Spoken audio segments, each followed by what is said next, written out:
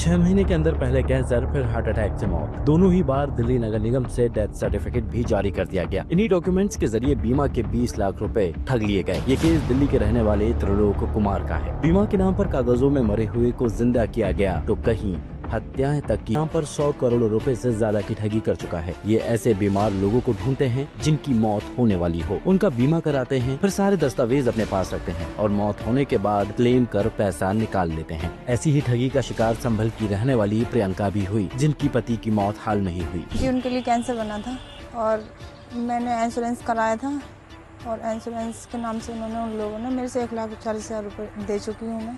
और उन्होंने बताया था कि हम लोग मतलब इंश्योरेंस करते हैं, 25 लाख रुपए का बताया था उन्होंने बताया था कि 5 लाख रुपए तो इलाज के लिए पहले मिल जाएंगे और कोई घटना घट जाती है तो आपको 20 लाख रुपए बाद में दे देंगे। इस मामले का खुलासा 17 जनवरी 2025 को हुआ, जब पुलिस पेट्रोलिंग के दौरान ओमकारेश्वर और अमित गिरफ्तार हुए। इन्वेस्टिगेटिव ऑफिसर अनुकृति शर्मा बताती है। संदिग्ध वाहन दिखा था तो इनके पास से हमें इनकी गाड़ी में से ही 11.5 लाख कैश मिला था और इनके पास करीब 19 डेबिट कार्ड हमें मिले। वो डेबिट कार्ड अधिकतर ओमकारेश्वर और अमित के ना होके अन्य लोगों के नाम पे थे। उनके मोबाइल वगैरह हम लोगों ने चेक किए तो उनके मोबाइल में हम लोगों को 1 लाख से ऊपर फोटोग्राफ्स, 30,000 से ऊपर डॉक्यूमेंट्स मिले।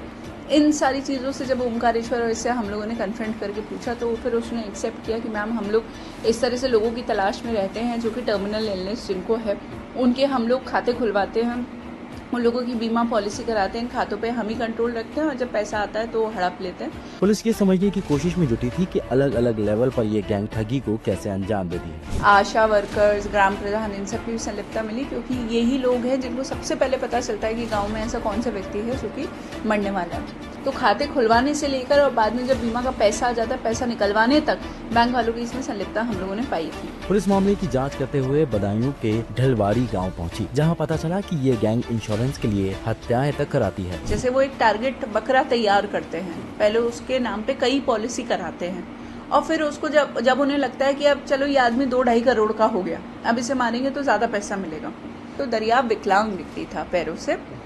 फिर हमने ये उसके जो पैन कार्ड हमें बीमा कंपनी ने उपलब्ध कराया था उसे हमने सारी बीमा कंपनियों को भेजा, तो उन लोगों ने हमें उसके नाम की करीबन 7 पॉलिसी निकल के आई थी, 58 लाख की थी और कन्विक्टेड था मर्डर के लिए। उसको इन लोगों ने 50,000 रुपये दिए और उसके साथ मिलके पहले उसका सारे इन्होंने हथौड़ों से फोड़ा और फिर उसके ऊपर से इन्होंने गाड़ी चढ़ा दी। इंश्योरेंस के लिए प्रधानमंत्री जीवन ज्योति बीमा योजना में भी फर्जीवाड़ा किया जा रहा है। पुलिस को ये भी पता चला कि इसके लिए गैंग कैसे डॉक्यूमेंट्स में बदलाव करती है। पूरा एक आधार का गैंग वर्कआउट हुआ। ये लोग दिल्ली के ऑपरेटर्स की आईडी को बदायूं में बैठ के चला रहे थे और उसमें लॉग इन करने के लिए आइरिस स्कैन चाहिए। आइरिस की जगह पे उन्होंने आंखों की फोटोग्राफ्स ले रखी थी। इसी तरीके से इन्होंने, मतलब ये एक एग्जाम्पल है, पर जितने कंट्रोल्स आधार UIDAI ने लगाए थे उन सबका तोड़ उनके पास था।